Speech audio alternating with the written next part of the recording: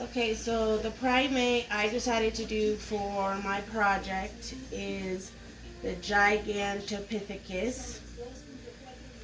The Gigantopithecus is an extinct genus of ape from the early to middle Pleistocene of southern China, dating from 2.0 MA to almost 300 Ka. It is represented by one species known as the G. blackeye. This is more or less what scientists assume that it looks like. This very large gorilla like ape weighed anywhere from 440 to 1,100 pounds, and it could reach a height of 10 feet.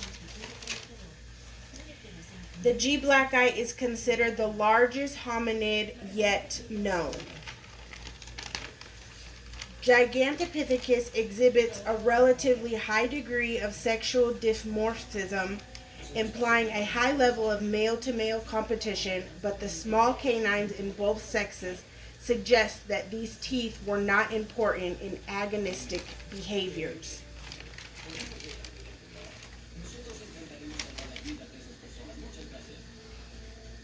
So, the Gigantopithecus primarily lived in subtropical, tropical, and densely forested environments. Right here is a small, like, live picture in like the areas, and what the area would look like where it lived. Here is a more complex showing of the environment of more so exactly what it would look like. So this just shows a male and a female. That is about how much the difference is in size. It's like grassy land. Obviously, it has to have a water source. Lots of trees, bushes, insects. And then this shows basically what they ate. They ate trees and roots and berries. So, to survive, the Gigantopithecus consumed massive quantities of fruit. This narrow diet caused problems after the Ice Age, caused the climate to change, converting a growing number of Earth's forests into savanna or grassland. While other apes and early humans with similar dental capacities living at that time added grass, roots, and leaves to their diet, Gigantopithecus failed to do so for some reason. So that remains unclear to scientists.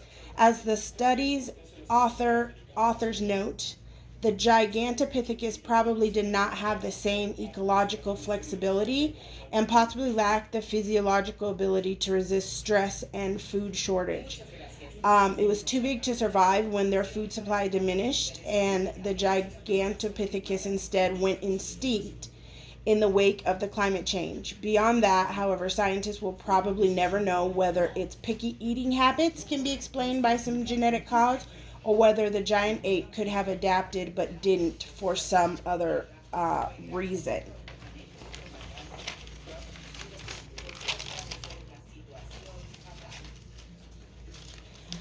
So the Gigantopithecus were less vulnerable to predators due to their size, and were able to cover a great deal of territory when looking for food. So here I just put like the food like right in front just because it was like easier. But if you imagine this in like an extensive or a massive forest area, you can imagine like an ape-like creature this this size, obviously bigger, how much land it can actually access by like one step or one jump, etc.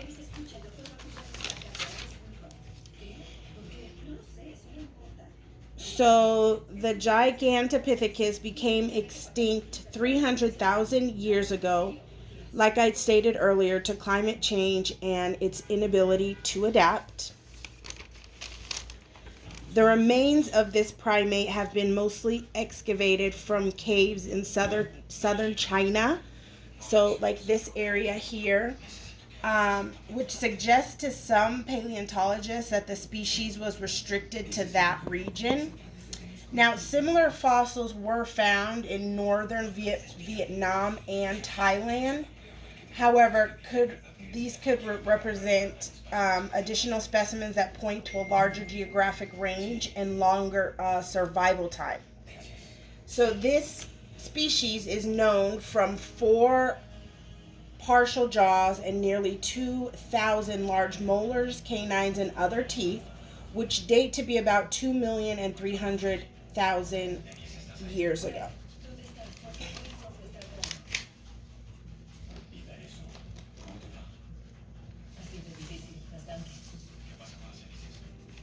Gigantopithecus is now classified in the subfamily Ponginae, closely allied with Civipithecus and Indopithecus. This would make its closest living relatives the orangutans. So here in this picture, I just thought it was interesting because it just compares like a human skull to, I'm assuming, like an ape or a gorilla, something of that nature. And then this would be the Gigantopithecus size of the skull. So it's quite an extreme difference if you look between the 3 of them. So yeah, that's my history on my primate, the Gigantopithecus.